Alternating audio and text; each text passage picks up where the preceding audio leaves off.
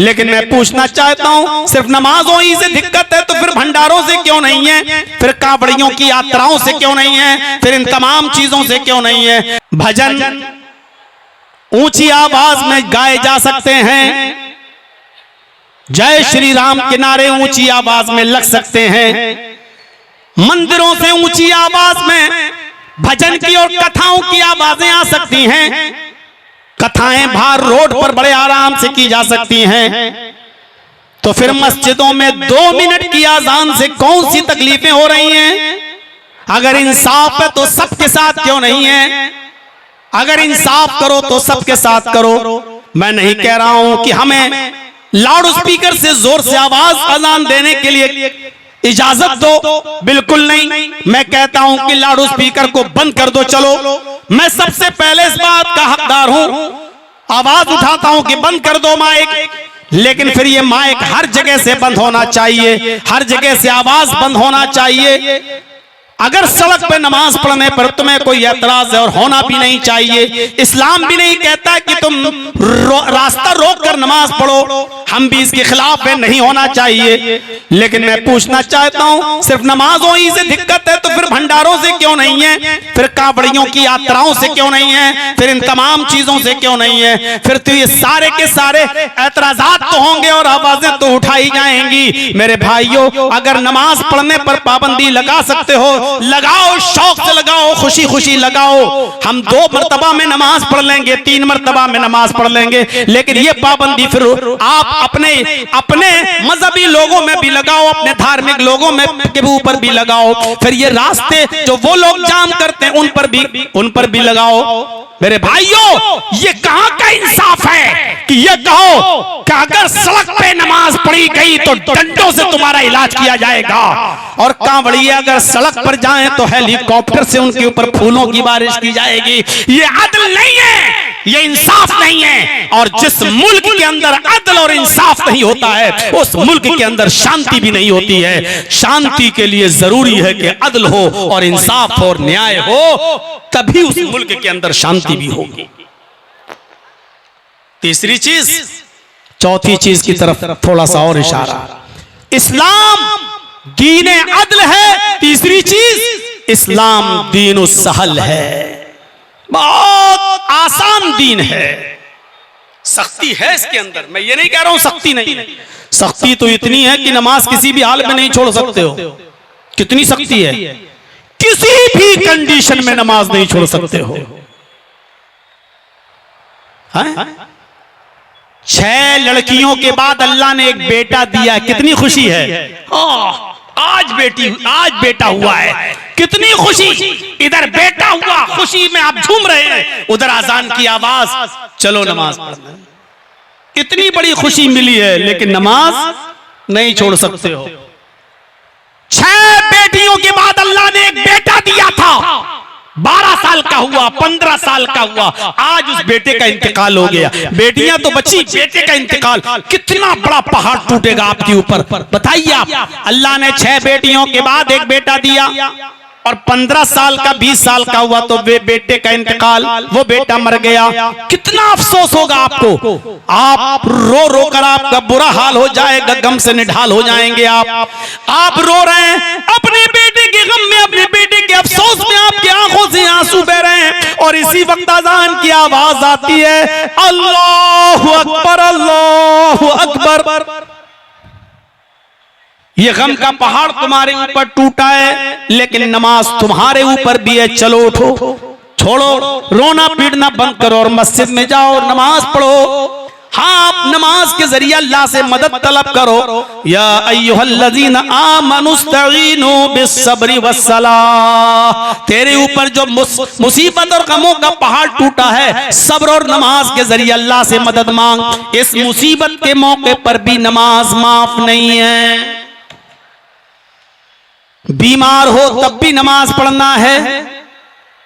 हाँ, सहूलत है थोड़ी, क्या खड़े होकर नहीं पढ़ सकते हो तो बैठकर पढ़ लो, बैठ के पढ़ने की ताकत नहीं हो तो लेट कर पढ़ लो, इशारे से पढ़ लो, होंठ हिलाकर पढ़ लो, लेकिन पढ़ना है।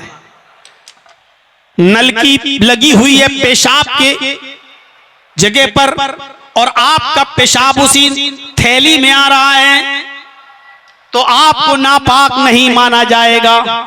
आपकी इस मजबूरी पर भी, इस मजबूरी में भी आपको पाइप निकाल कर अपनी शर्मगाह धोने की जरूरत नहीं है, क्योंकि नलकी पड़ी हुई है और आप पेशाब कर रहे हैं, वो पेशाब उसी थैली में जा रहा है। और इस वक्त अजान का वक्त है, नमाज का वक्त है, तो आप थैली पड़ी रहने दीजिए, नलकी पड़ी रहने दीजिए। अगर वुजू बना सकते हैं तो बनाइए, वरना तयम्मुम करके नमाज पढ़िए। नमाज इस हाल में भी पढ़ना है।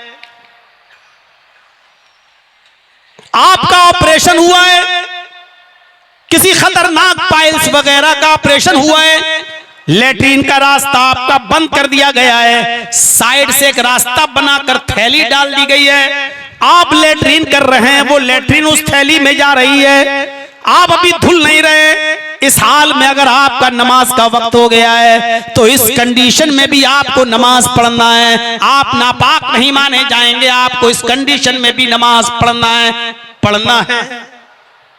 भले ही खड़े होकर नहीं पढ़ सकते हो तो लेट के बैठ के पढ़ लो, बैठ के नहीं पढ़ सकते हो तो लेट के पढ़ो। ये मस्जिदों में बड़े कुर्सियां रख दी जाती है, आराम से ठाड़ साहब हैं समाज के चौधरी साहब, कुर्सी पे साहब बैठ के नमाज पढ़ रहे हैं, कुर्सी पे। अल्लाह, कुर्सी पर भी बैठकर आप तब नमाज पढ़ सकते हो जब आप मस्जिद में नमाजियों के साथ मस्जिद में बैठकर नमाज पढ़ने की ताकत आपके अंदर न हो। अगर आप आसानी के साथ सफ में जमीन पर बैठ सकते हो और बैठकर नमाज पढ़ सकते हो, तो कुर्सी पर नमाज पढ़ना जायज नहीं है। चौधरी साहब बने साहब, मस्जिदों में कुर्सियां रख दी गई हैं, आ जाओ नमाज पढ़ लो। बड़ी आसानी के साथ अब लोग कुर्सी बिछा लेते हैं। अब रुकू करना हुआ बैठ गए। अगर ये काम जमीन पर बैठकर हो सकता है, तो इस कुर्सी पर तू नमाज नहीं पढ़ सकता। अगर जमीन पर बैठकर भी नमाज पढ़ने में तुझे तकलीफ हो, तब तू कुर्सी पर बैठ सकता। लेकिन तू आसानी के साथ अगर जमीन पर बैठकर सफ में बैठकर नमाज पढ़ सकता है, तो तू बैठ। क्यों? अल्लाह के नबी के जमाने में कुर्सी नहीं थी क्या? क्या किसी साहबी से ये साबित है कि वो मस्जिद में कुर्सी लेकर जाया करते थे और नमाज पढ़ते थे? कुर्सी का लफ्ज तो हदीस में भी आया, कुर्सी का लफ्ज तो कुरान में भी आया, और आयतल कुर्सी के नाम से तो पूरी एक आयत ही नाजिल हुई है। वसिया कुर्सिय्युहु समावाति वल अर्ज़, कुरान में ये कुर्सी का लफ्ज मौजूद, हदीस में ये कुर्सी का लफ्ज मौजूद। इसका मतलब यह है कि सहाबा के जमाने में ये कुर्सियां मौजूद थी, लेकिन किसी सहाबी ने कुर्सी पर बैठकर नमाज नहीं पढ़ी है। मेरे भाइयों, जब आप जमीन पर बैठकर नमाज पढ़ सकते हैं तो बैठकर पढ़िए। आप जब जमीन पर बैठने में भी आपको तकलीफ हो रही हो, तब आप कुर्सी पर बैठ के नमाज पढ़ सकते हैं। क्या क्या आज हमने उसूल और ज़ाब्ते बना लिए साहब, आराम देखा जा रहा, आराम। तो मैं बात इधर निकल गई, तो कह ये रहा था मेरे भाइयों कि इस्लाम के अंदर ये सहूलत है। अगर आप वुजू बनाने से बीमार पड़ रहे हैं तो आपको तयम्मुम की इजाजत है, लेकिन नमाज फिर भी पढ़ना है। सफर में जा रहे हैं तो पूरी मत पढ़िए, आप जोहर की 2 रकात पढ़ लीजिए, असर में 2 पढ़ लीजिए, मगरिब में पूरी 3 पढ़ लीजिए, ईशा में 2 पढ़ लीजिए और 1 वितर पढ़ लीजिए। फजर में आप पूरी 4 पढ़ना पड़ेगी, 2 सुन्नत 2 फर्ज हो गया, लेकिन नमाज फिर भी पढ़ना है। ये दीनु सहल है, आसानी पैदा करता है ये इस्लाम, सख्ती नहीं है, किसी भी कीमत पर सख्ती नहीं। अब खड़े होने की ताकत नहीं है तो फिर भी कहो पढ़ो, खड़े होकर पढ़ो, नहीं। अगर नहीं है खड़े होकर पढ़ने की तो बैठ के पढ़ लो। अब बैठा भी नहीं जा रहा है तो कहा गया लेट के पढ़ लो। ये आसानी दी गई है इस्लाम के अंदर। अगर वुजू के पानी से बीमारी लायक हो सकती है, डर है कि हम और बीमार हो जाएंगे, तो जरूरत नहीं है कि वुजू बनाओ, तयम्मुम करके नमाज पढ़ लो, लेकिन नमाज पढ़ो। सफर में हो तो 2 नमाजों को एक कर लो, ये आसानी दे दी गई है। जोहर और असर एक साथ पढ़ लो, मगरिब और इशा एक साथ पढ़ लो। अगर मस्जिद में आप चले गए और ज़ोहर के टाइम पहुंचे और बारिश होने लगी और आपको डर है कि ये बारिश लंबी होगी, तो ज़ोहर के साथ असर भी वहीं पढ़ा दी जाएगी और ज़ोहर और असर एक साथ पढ़ लो। मगरिब में अगर आप पहुंचते हैं और आपको डर है कि बारिश रुकेगी नहीं, बहुत तेज बारिश हो रही है, तो मगरिब के साथ ईशा भी वहीं जमात के साथ अदा कर लो और घर पे चले आओ। मगरिब और ईशा एक साथ पढ़ी जा सकती है, ज़ोहर और असर एक साथ पढ़ी जा सकती है, लेकिन नमाज माफ नहीं है। आसानी तो है लेकिन माफी नहीं है। मेरे भाइयों, यहां से हम अंदाजा लगाएं कि दीन के अंदर कितनी आसानी है, दीन के अंदर कितनी सहूलत है। शरअ लकुम मिनद्दीनि मा वस्सा बिही नूहन वल्लज़ी औहैना इलैक वमा वस्सैना बिही इब्राहीम व मूसा व ईसा नक़ीमुद्दीन। आए मोहम्मद सल्लल्लाहु अलैहि वसल्लम, हमने आपके लिए उसी दीन को मशरू करार दिया, उसी दीन को हमने आपके लिए नाफिज किया, उसी दीन की स्थापना का, उसी दीन के निफाज का हमने आपको हुक्म दिया। जिस दीन के निफाज का हुक्म हमने नूह को दिया था,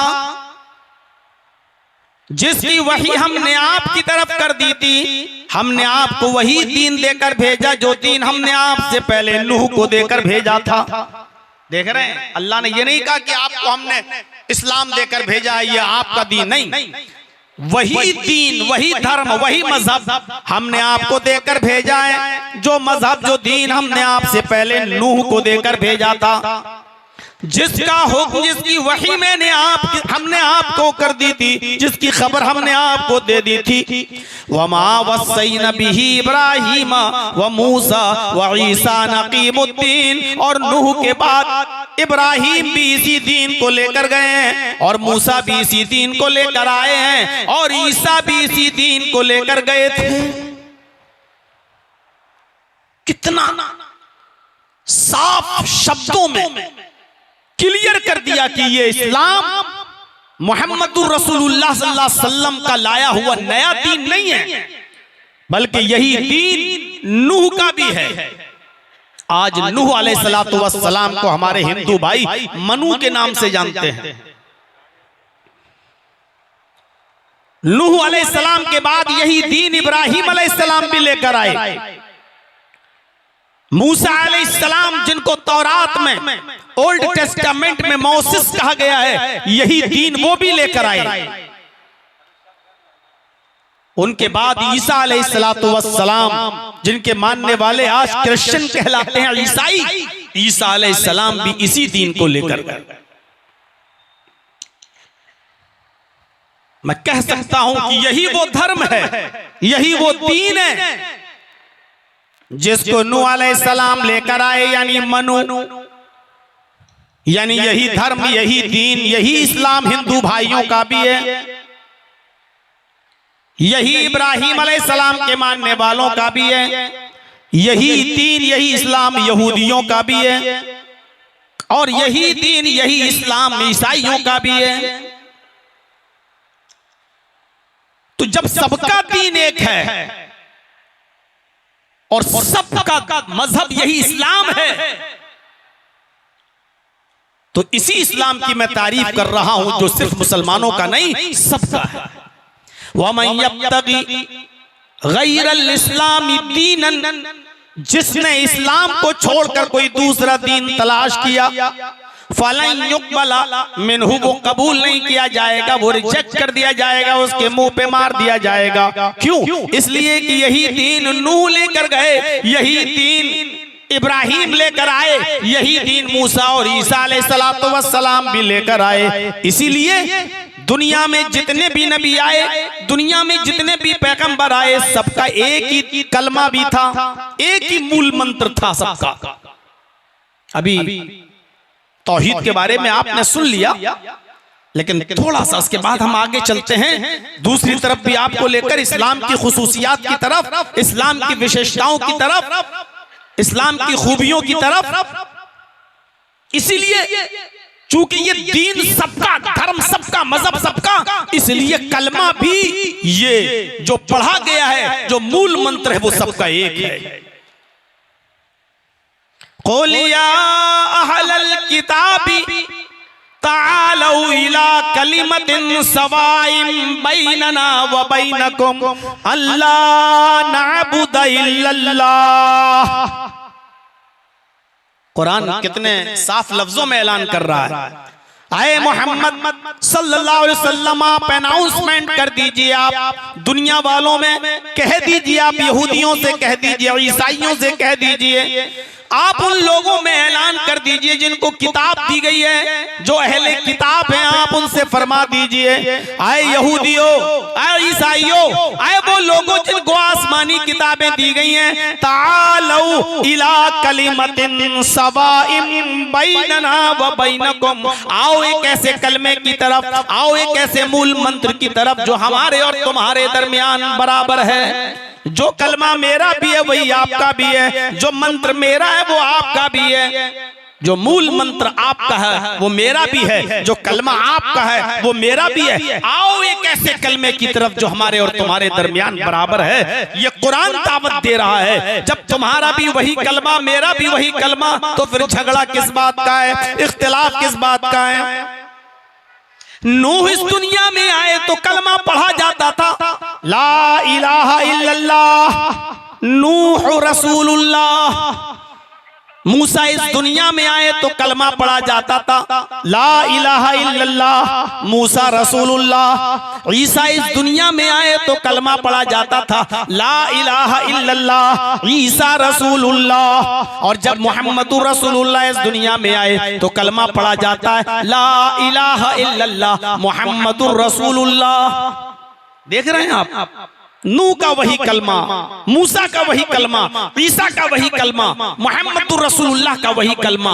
इसीलिए कुरान कह रहा है, आओ एक ऐसे कलमे की तरफ, तालौ इला कलिमतिन सवाइम बैनना व बैनकुम, आओ एक ऐसे मूल मंत्र की तरफ, आओ एक ऐसे कलमे की तरफ जो तुम्हारे और हमारे दरमियान बराबर है, वो तुम्हारा भी और हमारा भी है।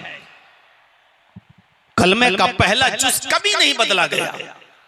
ला इलाहा इल्लल्लाह अपनी असली शक्ल में उस वक्त से है जब से पैगंबरों नबियों के आने का सिलसिला इस दुनिया में जारी हुआ है। ला इलाहा इल्लल्लाह कभी नहीं बदला गया। नबियों के हिसाब से दूसरा जुमला चेंज होता गया। नूह आए तो नूह रसूलुल्लाह, मूसा आए तो मूसा रसूलुल्लाह, ईसा आए तो ईसा रसूलुल्लाह, मोहम्मद आए तो मोहम्मदुर रसूलुल्लाह, लेकिन ला इलाहा इल्लल्लाह कभी नहीं बदला गया। इसलिए कहा गया एक ऐसे कलमे की तरफ आओ जो हमारे और तुम्हारे दरमियान बराबर है, और वो क्या है, अल्लाह नअबुद इल्लल्लाह, कि हम अल्लाह के अलावा किसी की इबादत नहीं करेंगे। यही तो इस कलमे का मंत्र का मतलब ही यही है कि अल्लाह के अलावा कोई माबूद नहीं। ला इलाहा इल्लल्लाह, अल्लाह के अलावा हमारा कोई माबूद नहीं। यही तो इसका मतलब है, इबादत के लायक अल्लाह है। अल्लाह नअबुद इल्लल्लाह। आए यहूदियों, तुम्हारा भी यही कलमा है कि अल्लाह के अलावा हम किसी की इबादत नहीं करेंगे। आए ईसाइयों, तुम भी इस बात को मानते हो कि अल्लाह के अलावा हम किसी की इबादत नहीं करेंगे। यही तो इस्लाम है। और ये आदम से लेकर मोहम्मदुर रसूलुल्लाह तक जितने भी पैगंबर, जितने भी नबी, जितने भी रसूल इस दुनिया में आए, इसी इस्लाम की दावत देते रहे। और आज भी यही कलमा किसी न किसी शक्ल में आज भी मौजूद है। तौरात में आप देख लीजिए, There is no God, but God is one. ये तौरात में लिखा है। बाइबल में पढ़ लीजिए, There is no God, but God is only one without second. There is no God, but God is one. ये यहूदियों का कलमा है, कोई खुदा नहीं, खुदा सिर्फ एक है। ईसाइयों का कलमा क्या है, There is no God, कोई खुदा नहीं, but God is only one, सिर्फ एक है, विदाउट सेकंड, दूसरे को शरीक नहीं किया जा सकता, दूसरे के बगैर। हिंदू धर्म के अंदर भी यही कलमा है। पुरानी तकरीरें आप हमारी उठाकर सुन लीजिएगा, यूट्यूब पर पड़ी होंगी। एकम ब्रह्मा द्वितीय नास्ते ने नास्ते किंचन। एकम ब्रह्मा, एक ही ब्रह्मांड का रचयिता और रचनाकार है। इस ब्रह्मांड का बनाने वाला एक ही है, इस दुनिया का खालिक एक ही है। द्वितीय नास्ते, दूसरा नहीं है, ने बिल्कुल नहीं है, ना ना कतई नहीं है, किंचन जरा सा भी नहीं है।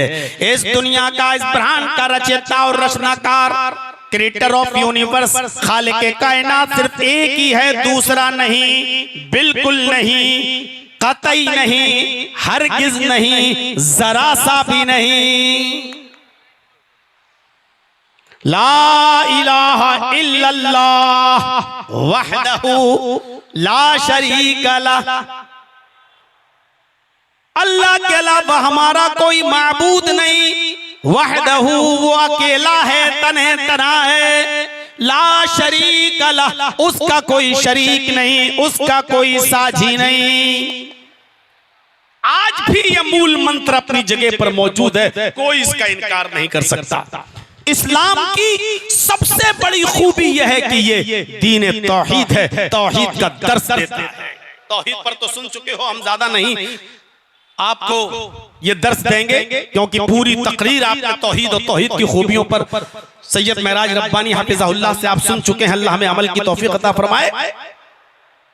लेकिन बस इतना बताता हूं कि इस्लाम की बहुत सी खूबियां हैं जो दूसरे मजहब के अंदर नहीं पाई जाती हैं, वो इस्लाम के अंदर पाई जाती हैं। उसमें सबसे बड़ी खूबी यह है कि इस्लाम दीन तौहीद है।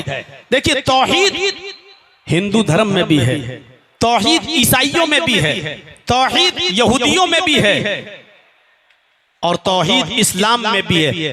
फिर आप कहेंगे फिर खुसूसियत क्या रही? जब सब में तौहीद है और इस्लाम में भी है, तो इसको खुसूसियत में आप कैसे जोड़ रहे हैं? तो इसकी खुसूसियत यह है कि दूसरे मजहब के अंदर तौहीद है, लेकिन तौहीद के साथ साथ शिर्क भी है, और इस्लाम के अंदर सिर्फ तौहीद है, शिर्क नहीं है।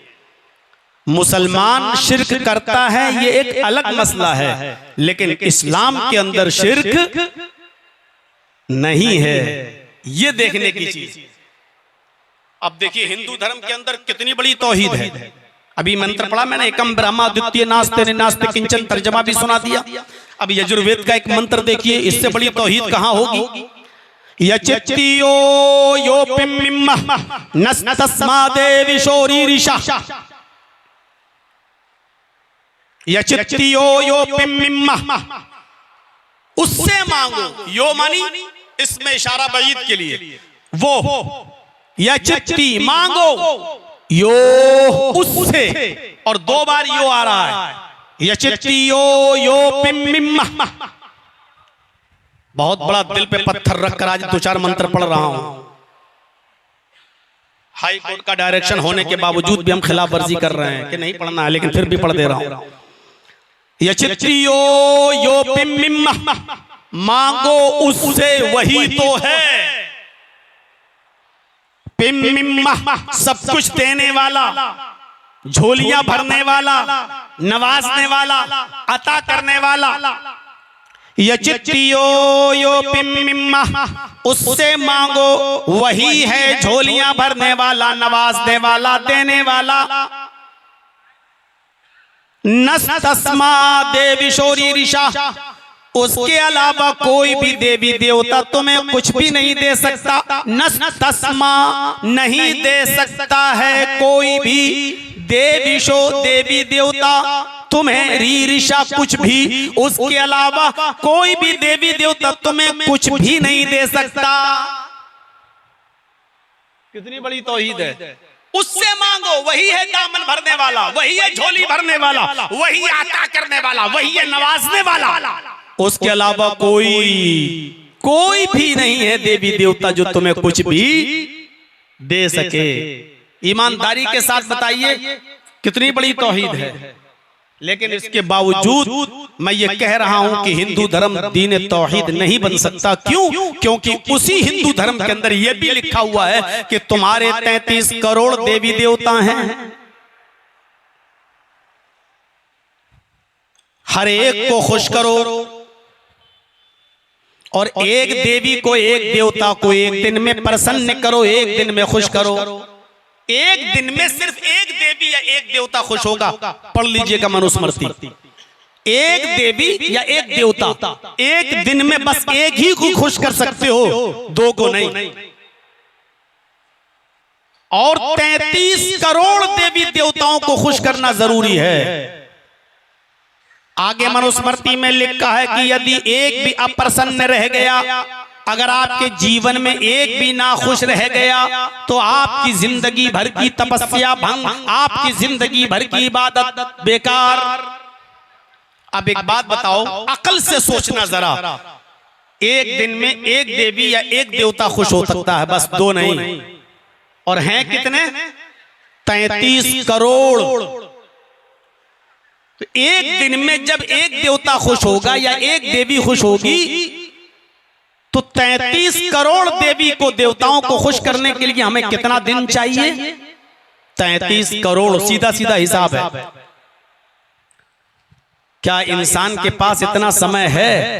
क्या इंसान इतने दिन तक जीवित रह सकता है? 33 करोड़ दिन तक कि हर एक दिन में एक देवी और एक देवता को खुश करता रहे? मनुस्मृति आगे कहती है, अगर एक भी अप्रसन्न रह गया, एक भी नाखुश रह गया, तो जिंदगी भर की तपस्या भंग। ये मनुष्य, आज का ये इंसान 33 करोड़ देवी देवताओं को कैसे खुश कर सकता है, जबकि सबके नामों की लिस्ट भी उसके पास नहीं है, उसको पता भी नहीं है कि इनके नाम क्या हैं, कौन कौन से देवी देवता हैं, उसको अभी पता भी नहीं है। ये शिर्क भी मौजूद है वहां। सुबह प्रातः काल में उठो, अपने माँ बाप के पैर छुओ और उनका आशीर्वाद लो। ये पैर छूने का हुक्म भी मौजूद है रामायण में।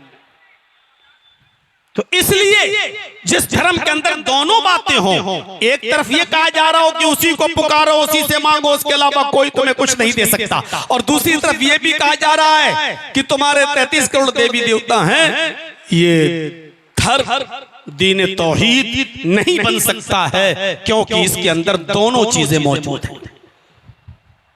यही हाल ईसाइयों का भी है। लिखा है there is no god but god is only one. एक ही खुदा है, दूसरा नहीं। नो गॉड, कोई खुदा नहीं सिवाय एक के, विदाउट सेकंड, दूसरे को शरीक नहीं किया जा सकता। एक तरफ यह कहा जा रहा है कि तुम्हारा रब एक ही है, दूसरा नहीं, और दूसरी तरफ वही बाइबल ये कहती है, I will pray the father he shall give the another compounder. मैं अपने पिता से, मैं अपने बाप से ये दुआ करूंगा कि वो तुम्हें दूसरा मार्गदर्शक दे, वो तुम्हें दूसरा रास्ता दिखाने वाला दे। ईसा अलैहिस्सलाम अपने रब को बाप कह रहे हैं, I will pray the father, मैं अपने बाप से ये दुआ करूंगा, मैं अपने बाप से ये प्रे करूंगा। यानी मैं अपने अल्लाह को ईसा अलैहिस्सलाम बाप बना रहे हैं बाइबल के आधार पर। कुरान की बात नहीं कर रहा हूं मैं, हदीस की बात नहीं कर रहा हूं मैं। तो एक तरफ ईसा अल्लाह को अपना बाप कह रहे हो, और ये कह रहे हो कि मैं अपने बाप से दुआ करूंगा कि वो तुम्हें दूसरा मार्गदर्शक दे, रास्ता दिखाने वाला दे।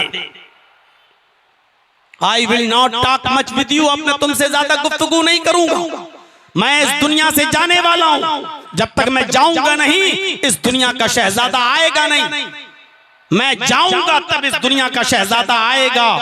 The prince of this world come, his name will be Ahmad. इस दुनिया का शहजादा तशरीफ लाने वाला है जिसका नाम अहमद होगा। ईसा अलैहिस्सलाम ने अहमद नाम लिया बाइबल में, जो आज भी लिखा हुआ है। इसी लफ्ज़ अहमद को कुरान ने रिकॉर्ड करके वैसे ही बयान कर दिया कि ईसा अलैहिस्सलाम दुनिया में लोगों से कहते थे, मुबश्शिरम बिरसूलिन याती मिन बाद इस्मुहु अहमद, लोगों मैं तुम्हें खुशखबरी देता हूँ, गुड न्यूज देता हूँ, शुभ समाचार सुनाता हूँ, एक ऐसे नबी का जो मेरे बाद आएगा, इस्मुहु अहमद, उसका नाम अहमद होगा। लेकिन ईसा को, अल्लाह को अपना बाप भी कह रहे हैं, इसलिए ईसाइयत भी दीन तौहीद नहीं हो सकती है। इस्लाम दीन तौहीद है। मुसलमान शिर्क करता है वो एक अलग मसला है, लेकिन कुरान में शिर्क नहीं मिलेगा, हदीस में शिर्क नहीं मिलेगा।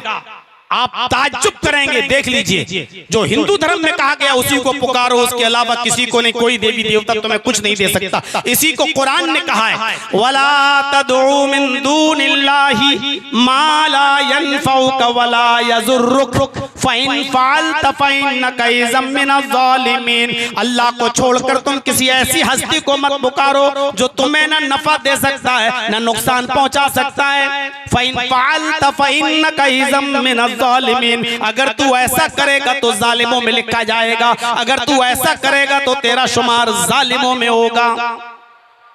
एक जगह कुरान यूं कहता है, इन्नल्लज़ीना तदऊन मिन दूनिल्लाहि लन यख़्लुक़ू ज़ुबाबन वला इज्तमऊ लहू। अल्लाह को छोड़कर तुम जिनको भी पुकार रहे हो, जिनसे भी बेटा बेटी मांग रहे हो, जिनके भी आस्थानों पे जा रहे हो, ये सारे के सारे मिल जाएं, लन यख़्लुक़ू ज़ुबाबन, तो एक मक्खी भी पैदा करने की ताकत नहीं रखते। क्लियर कर दिया, मना कर दिया, कुरान में शिर्क नहीं मिलेगा। मोहम्मदुर रसूलुल्लाह ने भी अपनी तालीमात से यह साबित कर दिया कि शिर्क मुझे भी पसंद नहीं है। लोग मक्के से मदीने की तरफ आ रहे हैं, औरतें घरों की छतों पर खड़ी हुई हैं, मंजर देख रही हैं। आज अल्लाह के नबी मक्के से मदीना तशरीफ ला रहे हैं। आज देखते हैं मोहम्मदुर रसूलुल्लाह की सवारी किसके घर पर रुकेगी। छोटी छोटी बच्चियां दफ बजा रही हैं, ढोल पे हाथ पीट रही हैं, दफ बजा रही हैं, और छोटी छोटी बच्चियां गीत गा रही हैं, और मदीने की औरतें अपने घरों की छतों पे चढ़ के देख रही हैं कि आज मोहम्मदुर रसूलुल्लाह की सवारी किसके घर पर रुकेगी। देखें आज ऊँटनी किसके घर पर रुकेगी। वो छोटी छोटी बच्चियां गीत गाते हुए कहती हैं, तलाल बद्रु अलैना मिन सनयातिल वदाई वजब शुक्र अलैना मा दा लिल्लाहि दाई। आज अल्लाह का शुक्र अदा जितना भी करूं कम है। 14वीं रात का चांद आज मक्के से चमकता हुआ मदीने में तशरीफ लाया है। तलाल बद्रु अलैना मिन सनयातिल बदाई, फारान की चोटियों से आज बदरे कामिल चमका है, आज 14वीं का चांद चमका है। आज मोहम्मदुर रसूलुल्लाह मक्के से मदीना तशरीफ लाए हैं। ये छोटी छोटी बच्चियां गीत गा रही हैं। जब सवारी करीब आती है और उन बच्चियों के पास से आप गुजरते हैं तो वो छोटी छोटी 5-5, 6-6 साल की बच्चियां मोहम्मदुर रसूलुल्लाह को देखती हैं तो उनकी जबान से एक जुमला निकलने लगता है, वफीना नबियुन यअलमु मा फी गद। आज हमारे पास एक ऐसे नबी आए हैं जो कल की बात भी जानते हैं।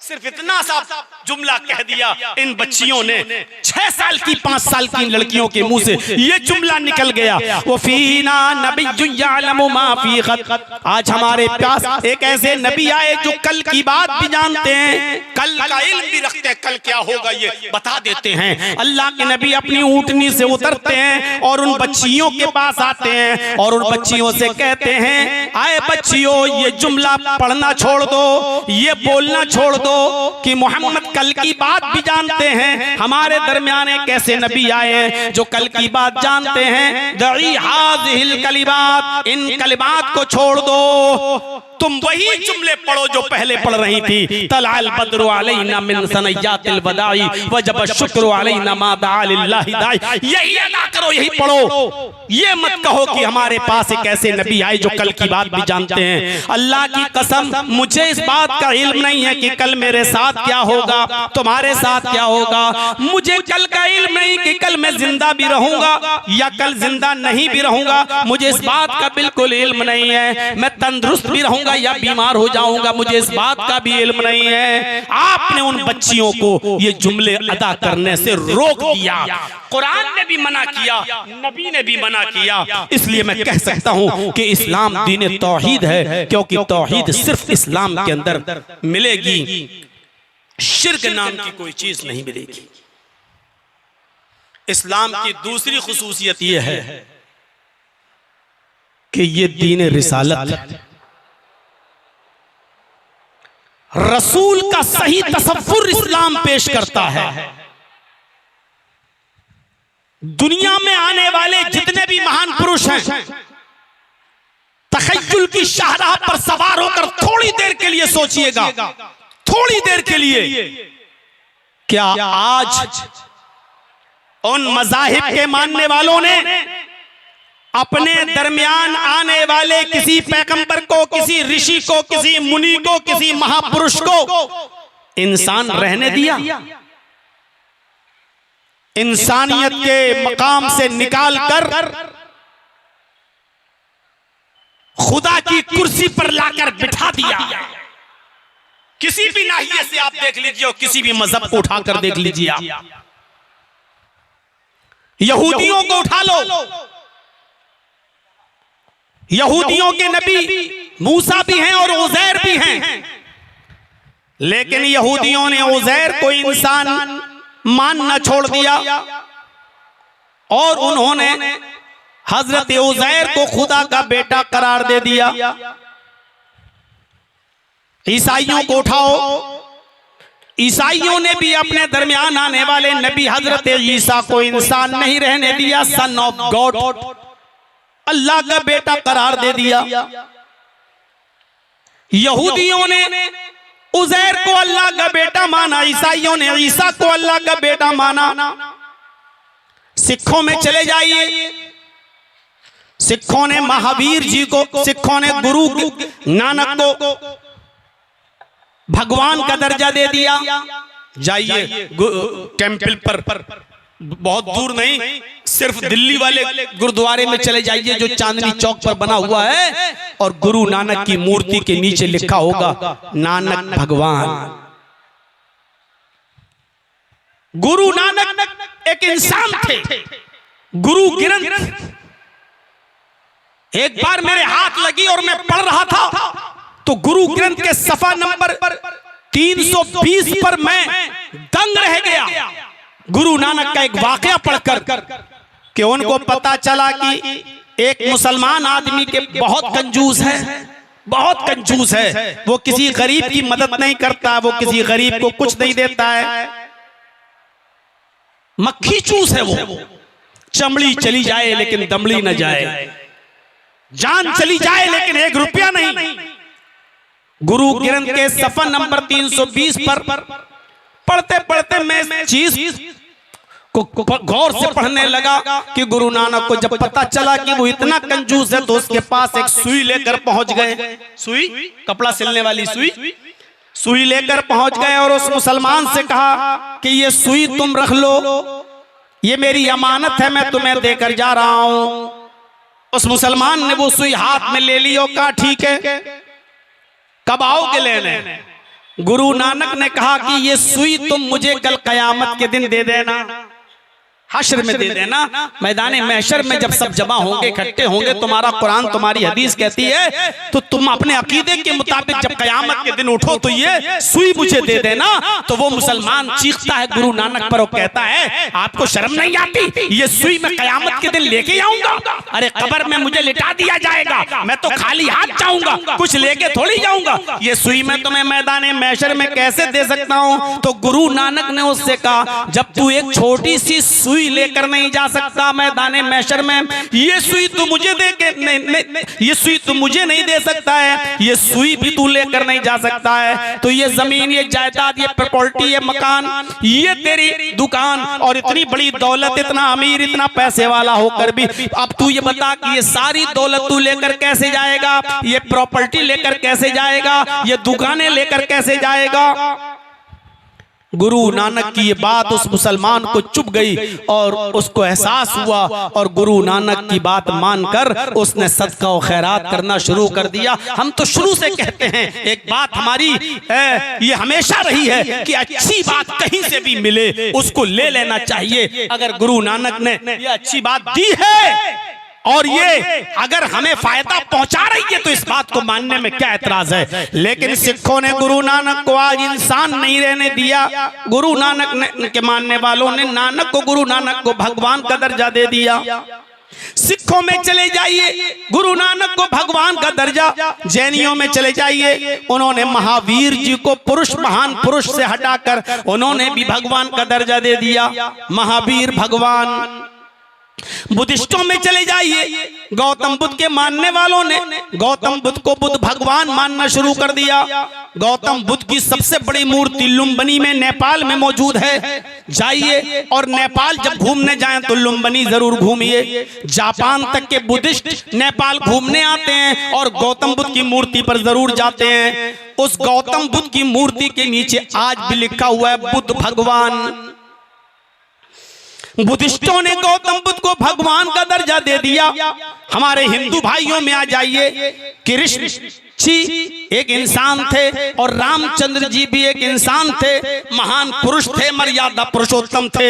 हम भी इस बात को मानते हैं, तस्लीम करते हैं। लेकिन हमारे हिंदू भाइयों ने कृष्ण जी को भगवान का दर्जा दे दिया और रामचंद्र जी को भी भगवान का दर्जा दे दिया। इंसानियत से निकाल दिया। दुनिया का कोई धर्म उठाकर देख लो आप, किसी धर्म के अंदर आने वाला इंसान नबी की शक्ल में, रसूल की शक्ल में, अवतार की शक्ल में, ऋषि की शक्ल में, मुनि की शक्ल में आया, उन लोगों ने उसको इंसानियत के दर्जे से निकालकर भगवान के दर्जे पर, भगवान की कुर्सी पर बिठा दिया। अब थोड़ी देर के लिए मोहम्मदुर रसूलुल्लाह सल्लल्लाहु अलैहि वसल्लम को देखिए, हमारे दरमियान आए। कुरान ने भी आपको भगवान का दर्जा देने से इनकार कर दिया और खुद मोहम्मद रसूलुल्लाह सल्लल्लाहु अलैहि वसल्लम ने भी अपनी जबान से कभी अपने आप को भगवान का दर्जा नहीं दिया। कुरान के अल्फाज में देखिए, कुल इन्नमा अना बशरुम मिस्लुकुम, ऐ नबी आप ऐलान कर दीजिए, आप अनाउंसमेंट कर दीजिए कि मैं तुम्हारी तरह का एक बशर हूँ। कुल इन्नमा अना बशरुम मिस्लुकुम, ऐ नबी कह दो कि मैं तुम्हारी तरह का एक इंसान हूं। बशर के साथ मिस्लुकुम भी लगा है, इसने सारे शुकूक और शबहात को जाइल कर दिया है। मैं इंसान ही नहीं बल्कि तुम्हारी तरह का इंसान हूं।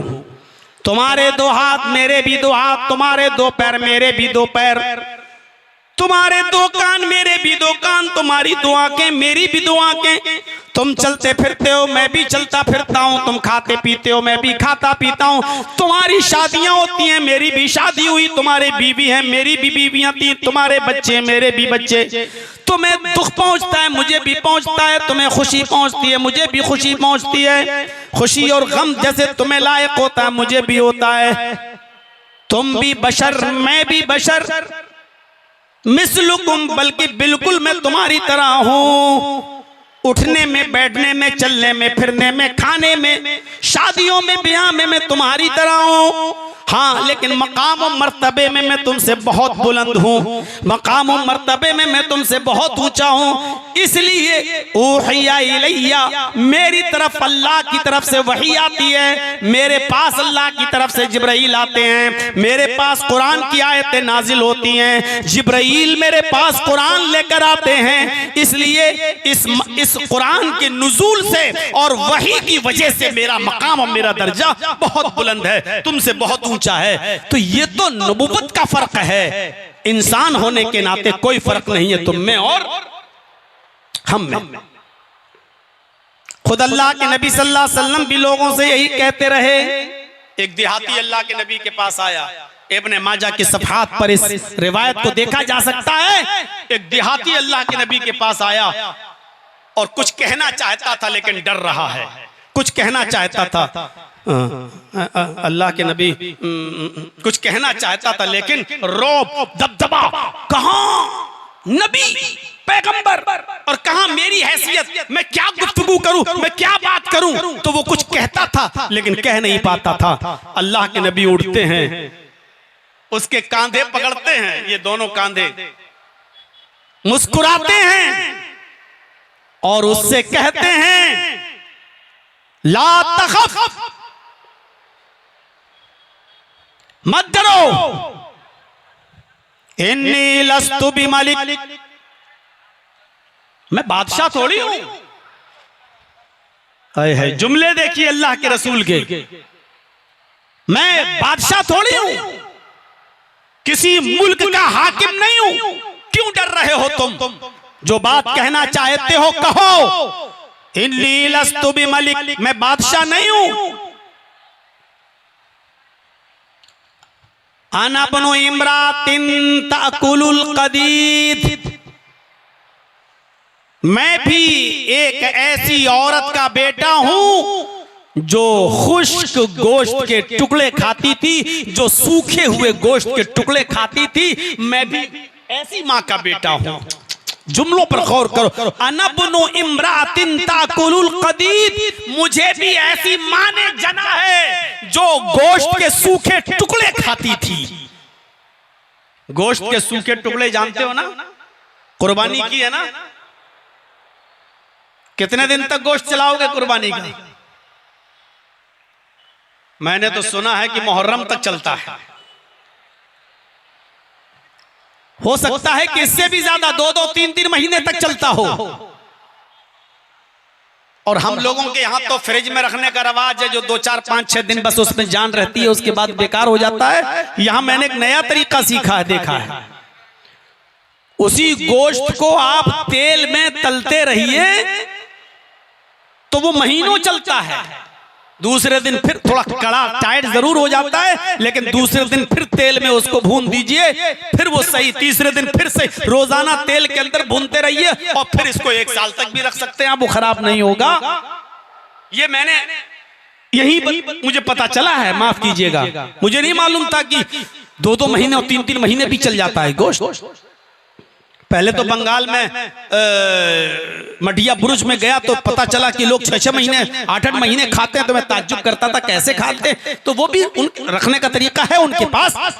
तो अल्लाह के नबी ने फरमाया कि मैं ऐसी मां का बेटा हूं जो गोश्त के सूखे टुकड़े खाती थी।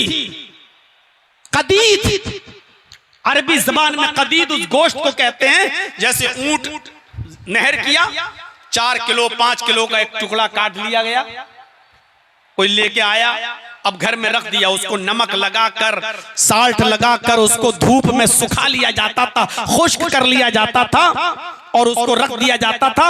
अब ये गोश्त महीनों चलता था।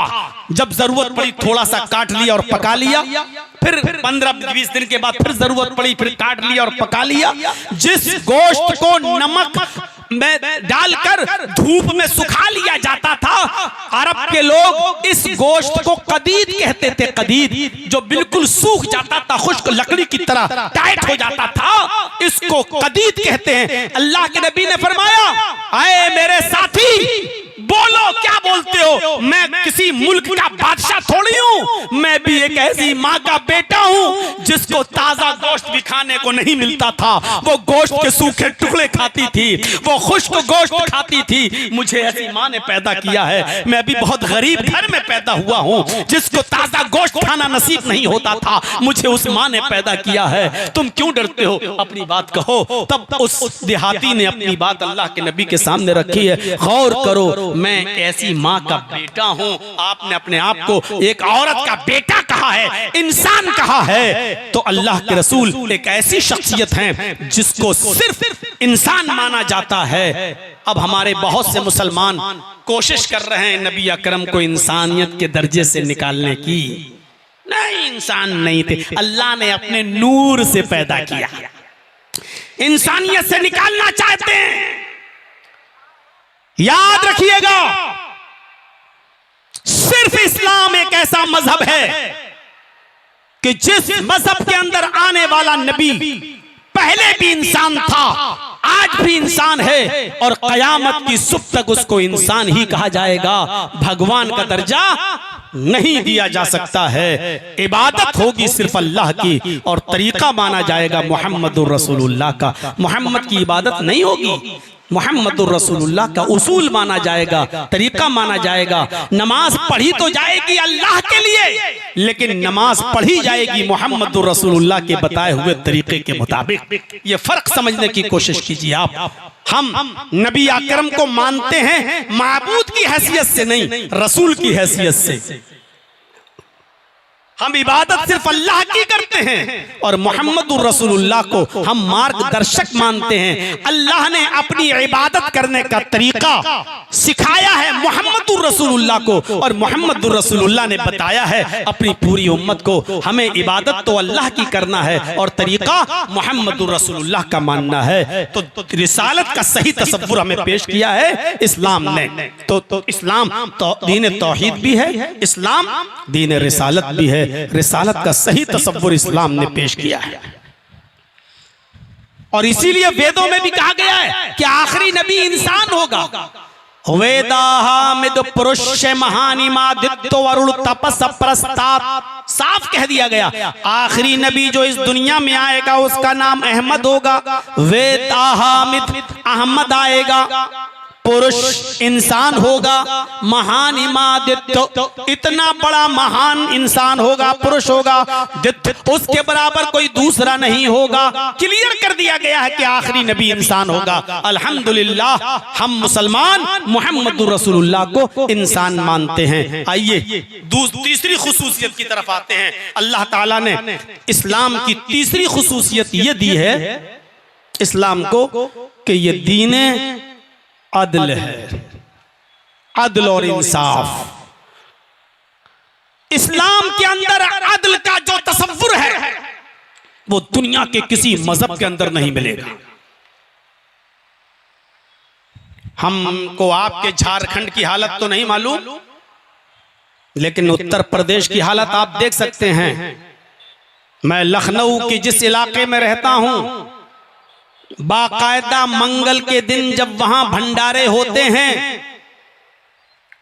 तो रास्ते बदल दिए जाते हैं गाड़ियों के लिए और मोटरसाइकिलों के लिए कि यहां भंडारा चल रहा है, लिहाजा कोई कार तो छोड़िए मोटरसाइकिल तक इस जगह से नहीं निकलेगी। उनके रास्ते डिवाइड कर दिए जाते हैं मंगल के दिन अलग।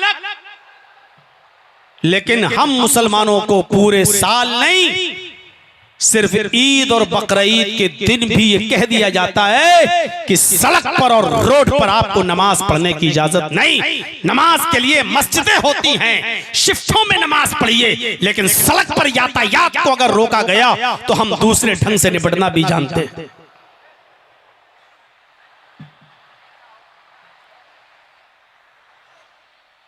ये सब राजनीति में होता है। हो अफसोस इस बात का नहीं है, अफसोस इस बात पर होता है कि एक धर्म का चोला ओढ़कर, धर्म का लिबादा ओढ़कर, धर्म का लिबास पहनकर और धर्म के नाम पर बना हुआ वो आदमी इस बात को कहता है, तब तकलीफ होती है कि आप किस धर्म का प्रचार कर रहे हैं।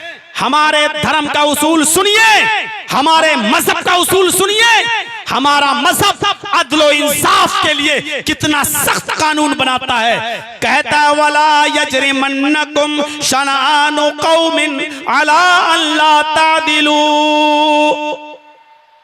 आए मुसलमानों तुम्हें किसी कौम की दुश्मनी इस बात पर आमादा न कर दे कि तुम उनके साथ इंसाफ न करो। किसी भी मजहब का हो, किसी भी धर्म का मानने वाला हो, अगर वो हक पर है तो उसी के फेवर में बात करना, उसी के बारे में बोलना। इंसाफ का तकाजा ये है कि जो सच्चा हो उसी के बारे में बात करना। अभी एक हिंदू का एक मुसलमान का झगड़ा मेरे पास आ जाए, हमें कुरान ये कहता है कि जर्जीस ये मत देखना कि ये मुसलमान है, इसके खिलाफ हम फैसला नहीं करेंगे। ये देखना इन दोनों में सच्चा कौन है, इन दोनों में हक पर कौन है, इन दोनों में दलाइल के एतबार से मजबूत कौन है। फैसला तुम उसके हक में करना जो अदल पा रहा हो, जो उसका मुस्तहिक हो। इस्लाम की तारीखें भरी पड़ी हैं। हजरत अली खलीफा है, खलीफा हजरत अली खलीफा है, खलीफा मालिक हैं अपने शहर के। गौर कीजिएगा, हजरत अली का ही बनाया हुआ काजी है जिसका नाम है काजी शुरैह। काजी शुरैह को काजी बनाने वाली हस्ती खुद हजरत अली की। इंसाफ का तकाजा देखिए, हजरत अली की नजर एक यहूदी के ऊपर पड़ती है। क्या देखते हैं कि यहूदी के पास जो जिरा है, जिरा, ये तो मेरी जिरा है, मेरी जिरा खो गई थी, इसको कैसे मिल गई? जिरा जो होती थी, लोहे की जिरा होती है, जंग के मौके पर उसको पहन लिया जाता था ताकि दुश्मन जब तीर फेंके तो वो तीर जिस्म पर न लगे, उस जिरा पे आके लग जाए। तो वो लोहे की जिरा होती थी जिससे सीना जख्मी नहीं होता था, लोग ऊपर से पहन लिया करते थे लोहे की उस जिरा को। तो हजरत अली ने उस यहूदी के हाथ में जिरा देखी, उस यहूदी से कहा, आए यहूदी, ये जिरा तो मेरी है, तेरे पास कहां से आ गई? उस यहूदी ने कहा, आए अली, आप झूठ बोल रहे हैं, ये जिरा मेरी है।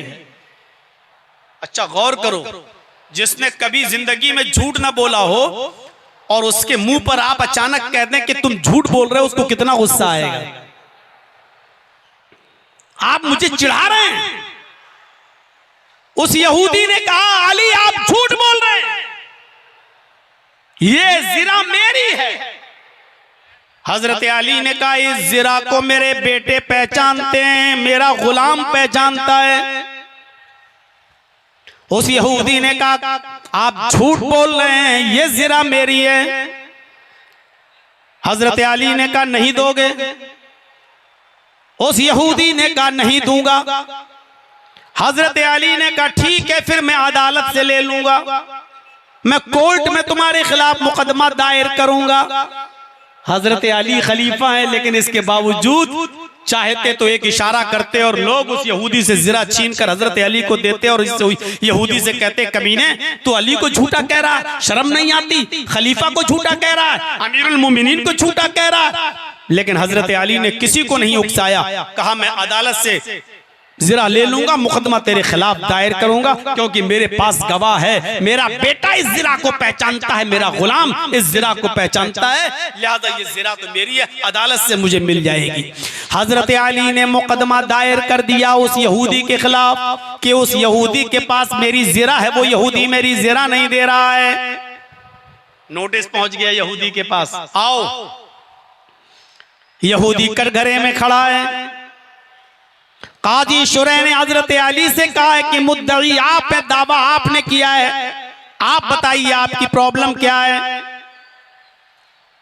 हजरत अली ने कहा, काजी साहब, इस यहूदी के पास एक जिरा है जो अब भी वो लेकर आया है, इसी जिरा के बारे में मेरी बहस है। ये जिरा मेरी है, लेकिन ये मेरी जिरा देने से इनकार कर रहा है, मैं चाहता हूं कि ये मेरी जिरा दे दे।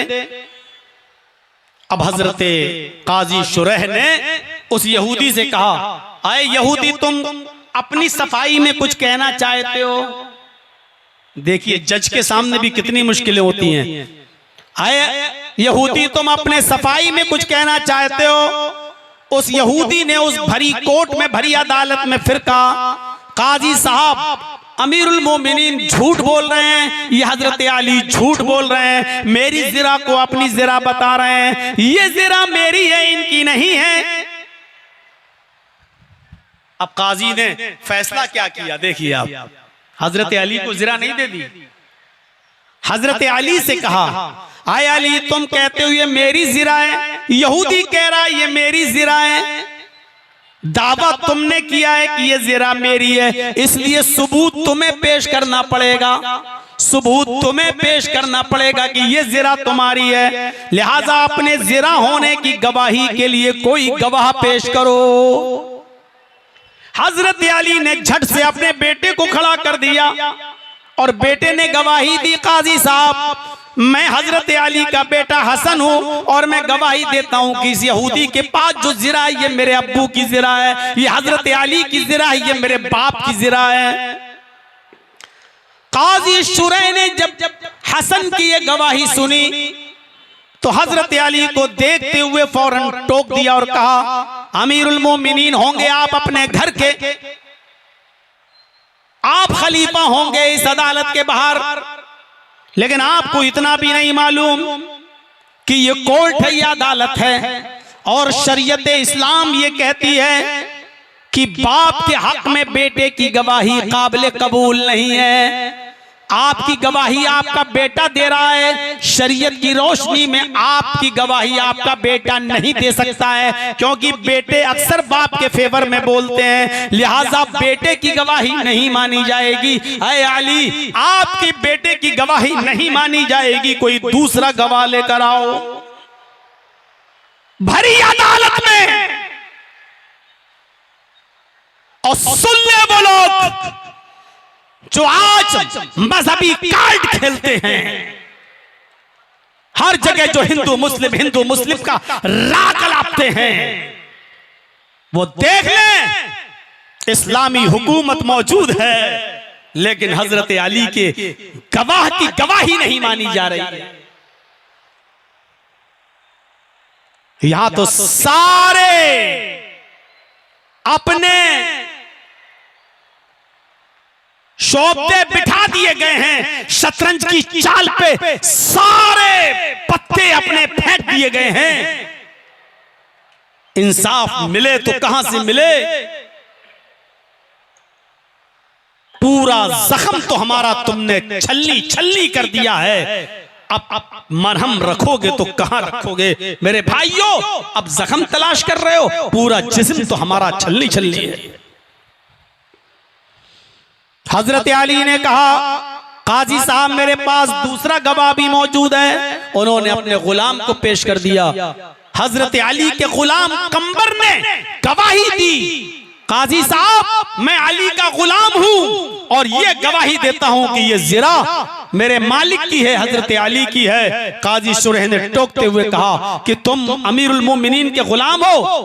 कहा शरीयत में मालिक की गवाही गुलाम अगर देता है तो गुलाम की गवाही भी काबिल कबूल नहीं है, क्योंकि गुलाम अपने मालिक के ही फेवर में बोलेगा, वो अपने मालिक के खिलाफ नहीं बोल सकता, क्योंकि उसको अपने मालिक का डर रहता है। इसलिए शरीयत मालिक के हक में गुलाम की गवाही नहीं मानती है, लिहाजा तुम्हारी गवाही भी कबूल नहीं। आए अली, कोई और गवाह पेश करो। हजरत अली हाथ खड़ा कर देते हैं कोर्ट में और कहते हैं, काजी साहब अब मेरे पास कोई गवाह नहीं है, बस यही दोनों गवाह थे, मेरा बेटा या मेरा गुलाम, इसके अलावा कोई गवाह नहीं है, इसलिए अब मैं गवाही पेश नहीं कर सकता।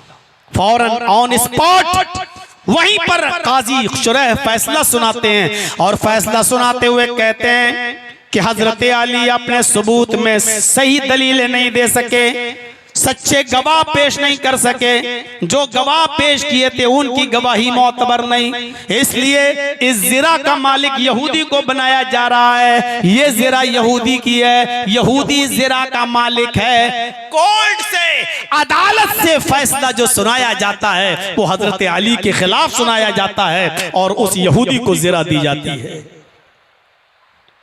ये आदल था, ये इंसाफ था। और याद रखिएगा, गौर से सुनिएगा, जिस मुल्क में जितना ज्यादा अदल होगा उतना ही ज्यादा अमन और शांति होगी। जिस मुल्क में जितनी बेइंसाफी होगी, जितना जुल्म होगा, अदल का मर्डर होगा, अदल को कुचला जाएगा, इंसाफ को और अदल को पैरों से रौंदा जाएगा, उस मुल्क के अंदर उतनी ही अशांति होगी, उतने ही दंगे होंगे, उतने ही फसाद होंगे, उतने ही झगड़े होंगे। अगर झगड़ों को रोकना चाहते हो तो अदल का कायम करो। और यही बात सत्य और अहिंसा के अंदर महात्मा गांधी जी ने कही थी।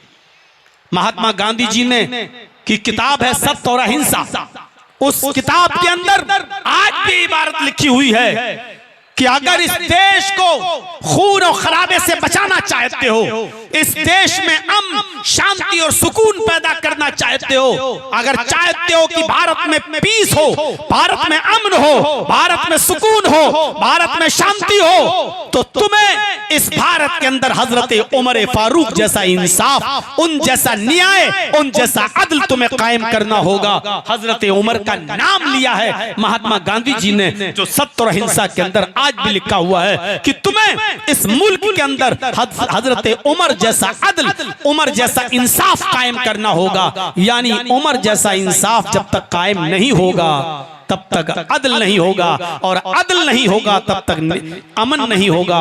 अमन तभी होगा जब अदल होगा।